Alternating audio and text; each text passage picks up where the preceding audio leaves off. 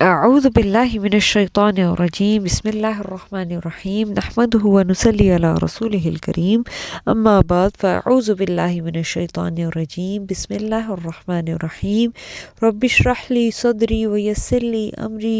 واحلل عقدۃ من لسانی یفقهوا قولی رب زدنی علما اللہم انی اسألک علما نافعا وعملا متقبلا ورزقا طیبا اللہم انفعنا بما علمتنا وعلمنا ما ينفعنا وزدنا علما اللهم إنا نعوذ بك من علم لا ينفع ومن قلب لا يخشع ومن نفس لا تشبع ومن دعوة لا يستجاب لها آمین۔ السلام علیکم ورحمۃ اللہ وبرکاتہ۔ الحمدللہ 4th ڈے آف رمضان ہے اور چوتھا پارہ ہے، اور ہم انشاءاللہ کچھ پوائنٹس جہاں پر اللہ سبحانہ و تعالیٰ نے اپنا انٹروڈکشن کرایا ہے، جہاں ہمیں وہ دعائیں ملتی ہیں جس میں ہمیں اللہ سبحانہ و تعالیٰ کے بارے میں پتہ لگتا ہے کہ اللہ تعالیٰ ایسا ہے اور یہ بھی کرتا ہے، تو ہم اس کے بارے میں جو ہے نا وہ اسٹڈی کریں گے کچھ پوائنٹس سے۔ جز نمبر 4 سے تو ہم اسٹارٹ کرتے ہیں اپنا پہلا پوائنٹ کہ کیا ہے کہ اللہ تعالیٰ ہمیں بتا رہے ہیں کہ آپ صلی اللہ علیہ وسلم سے پہلے کتنے ہی نبی تھے کہ ان کے ساتھ جنگ کی بہت سارے ربیون نے، یعنی اللہ والے جو لوگ تھے انہوں نے جنگ کی، لیکن انہوں نے کیا، انہوں نے اس میں ہمت بھی نہیں مہاری اور کمزور بھی نہیں دکھائی دیے۔ اور اللہ تعالیٰ کن سے محبت کرتا ہے؟ صبر کرنے والوں سے، لیکن وہ جم گئے مطلب اس راستے میں، لیکن وہ کیسے جمے نا؟ سوال یہ پیدا ہوتا ہے۔ اللہ تعالیٰ ان کی تعریف کریں، کہہ رہے بڑے زبردست لوگ تھے، کمزور نہیں ہوئے، ہمت نہیں دکھائی۔ ان کا کال اصل میں کیا ہوتا تھا؟ میں اس کال کو ہائی لائٹ کرنا چاہتی تھی کہ ان کی جو ریلائنس تھی اور ڈیپینڈنس تھی وہ بھی اس پہ نہیں تھی کہ ہم کتنے زبردست ہیں اور ہم آرام سے یہ کام کر سکتے ہیں اور ہمارے لیے کوئی مشکل نہیں ہے اللہ تعالیٰ کی راہ میں ثابت قدم رہنا، بلکہ ہر وقت ان کو کیا احساس ہوتا تھا کہ اللہ میرے گناہ زیادہ ہیں اور آپ غفور رحیم ہیں، ربنا اغفر لنا ذنوبنا واسرافنا فی امرنا۔ کتنے کام ہیں میں کہتی ہوں جس میں ہم زیادتی کر جاتے ہیں، کبھی بولنے میں زیادتی کر جاتے ہیں، اخلاق میں کسی کے ساتھ زیادتی کر جاتے ہیں،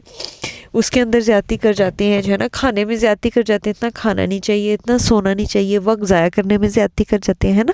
تو کس قدر میں سوچ رہی تھی کہ اس رمضان کا بھی، اس کے اوقات کا بھی ہم نے ویسا حق نہیں دیا، یا قرآن کا بھی ہم نے ویسا حق نہیں دیا، تو کتنی ضرورت ہے کہ ہم ہر وقت اپنے گناہوں کی بخشش اور اسراف کی، جو ہم سے حد سے زیادہ ہم نے تجاوز کیا زیادتی کی کاموں میں، اس کی ہم اللہ سبحانہ و تعالیٰ سے بخشش مانگتے رہیں۔ اور اگین یہ بتاتی چلوں سورہ آل عمران کی آیت نمبر 148 ہے جس میں آپ کو یہ دعا مل سکتی ہے کہ اللہ یہ ویسا نہیں کیا جیسا کرنا چاہیے تھا، لیکن آپ تو غفور الرحیم ہے نا۔ وہ جو آپ کے اتنے پسندیدہ بندے تھے جو نبیوں کے ساتھ جہاد کرتے تھے، ثابت قدم رہتے تھے، کمزوری نہیں دکھاتے تھے، ان کی بھی یہی دعا تھی، ربنا اغفر لنا ذنوبنا واسرافنا فی امرنا وثبت اقدامنا۔ کس نے ان کے پاؤں جمائے تھے؟ کیا وہ خود اتنے زبردست تھے کہ وہ کمزور نہیں ہوئے تھے اور ثابت قدم رہ گئے تھے؟ نہیں، انہوں نے اپنی ثابت قدمی کے لیے اللہ سے دعا کی تھی، ثبت اقدامنا وانصرنا علی القوم الکافرین، قوم کو بھی جما دے اور ہمیں جو ہے نا کیا نام ہے قوم الکافرین پر، دشمنوں پر، جو بھی ہمارے دشمن، چاہے ہمارا نفس ہی ہمارا دشمن بن گیا ہے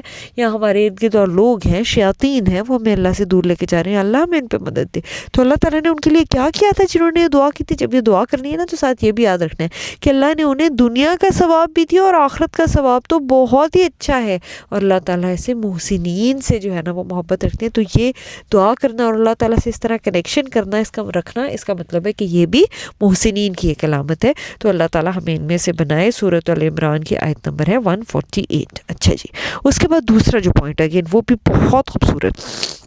کہ اللہ تعالیٰ جو ہے وہ اپنی مدد کے بارے میں اگین بتا رہے ہیں۔ ابھی پچھلا بھی ایسے ہی تھا نا کہ اللہ تعالیٰ نے ثابت قدمی نہ دی، اللہ تعالیٰ نے جو ہمارے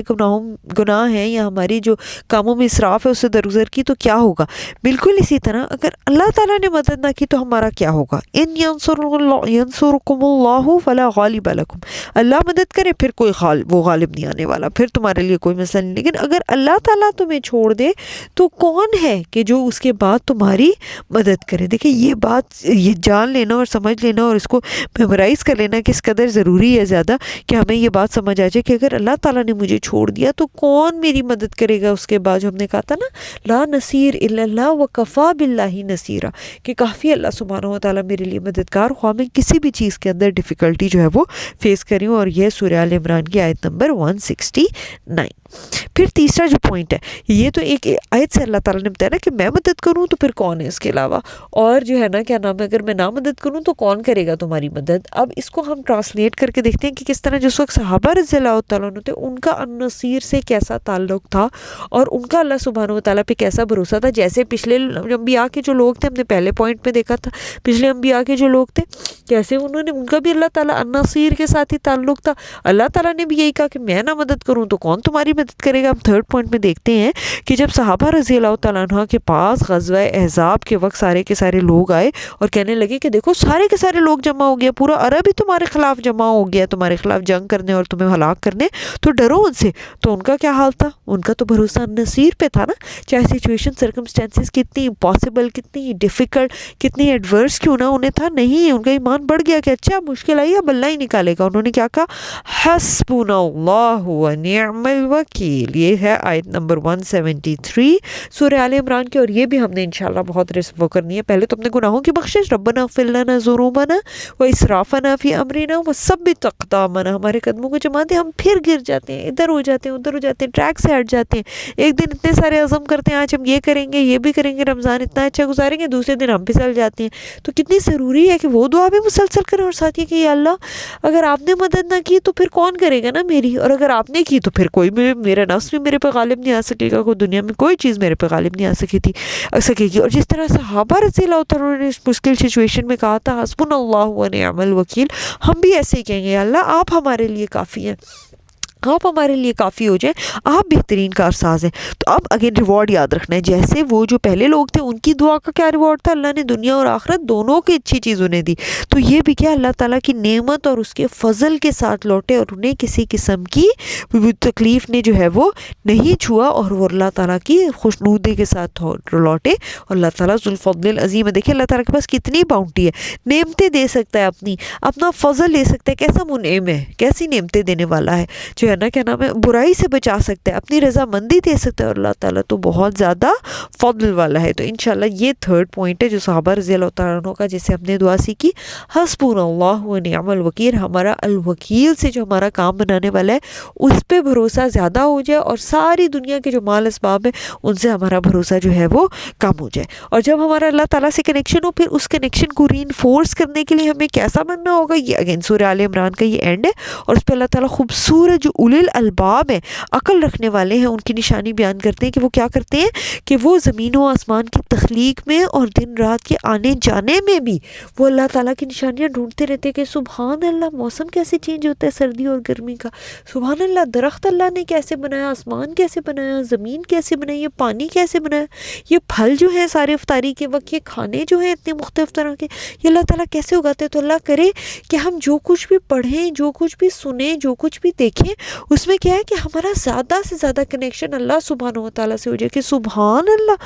اللہ ہی یہ بناتا ہے، اللہ ہی یہ کرتا ہے. ٹھیک، ہمیں پوری کائنات کے اندر بھی جو چیزیں اور جو ہماری زندگی میں بھی سچویشن سرکمسٹانسز ہیں نا، اس میں اللہ یاد آنے لگے، اور پھر ہم ایسے لوگوں میں سے بن جائیں جو اللہ تعالیٰ کو کھڑے بیٹھے لیٹے یاد کرتے ہیں. مطلب خالی سبحان اللہ نہیں، بلکہ ہر سچویشن سرکمسٹانسز میں یا اللہ اس میں مدد کر دینا، کہیں ایسا نہ ہو جائے، یا اللہ یہ اس میں مجھے مدد چاہیے، یہ مجھے مشکل لگتا ہے اور اس چیز سے مجھے پناہ چاہیے. اور وہ زمین و آسمان کی تخلیق میں تفکر کرتے ہیں، غور و فکر کرتے ہیں، اور پھر کس کنکلوژن پہ پہنچتے ہیں کہ اللہ آپ الخالق ہے. جب آپ الخالق ہے تو آپ الحکیم بھی ہیں. آپ نے یہ سارے کا سارا باطل فضول کھیل کے لیے نہیں پیدا کیا، بلکہ جہنم ضرور آئے گی، فقنا جہنم بھی ضرور ہے، قیامت بھی ضرور آئے گی، فقنا عذاب النار. تو یہ ہیں آیات 190 اور 191 سورہ آل عمران کی، جس میں ہم نے اللہ تعالیٰ کے الخالق ہونے کے اوپر اور اللہ سبحانہ و تعالیٰ کے الحکیم ہونے کے اوپر، کہ اللہ نے یہ ایسے ہی نہیں پیدا کیا بلکہ قیامت ضرور آئے گی، اور اللہ تعالیٰ کیسا زبردست تخلیق کرنے والا ہے. تو ہم کائنات میں غور و خوض کر کے